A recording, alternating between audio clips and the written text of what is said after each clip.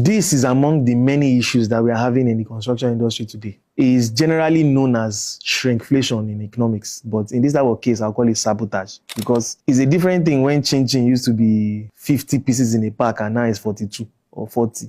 That one is just hunger. But this one, especially when we don't know that that is the case, it becomes a big problem.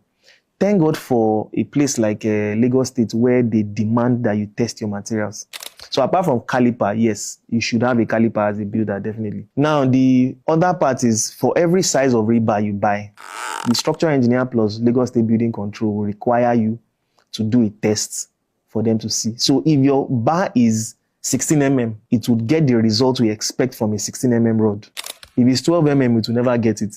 And usually, sometimes, in our own case, our structural engineer even demanded that the materials we were planning to use, before he was going to go ahead to sign an indemnity letter saying that he's the one that is the structural engineer on our project, he requested that for every batch of steel that we buy, we have to go and reconfirm. So it's not just the first one. So every batch we buy, for example, we usually buy 30 tons of steel. So for every batch we buy, we take it to the lab, confirm the size. If the size is off, it goes back to its design to correct or adjust accordingly.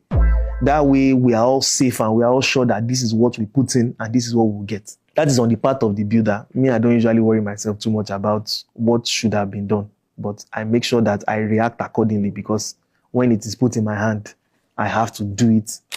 You know, it's not about whether rain fell. It's whether you can manage and walk in the rain. That is one-sided. Oh, did you get my point? I hope so. I've been Folajomi. See you on the next one.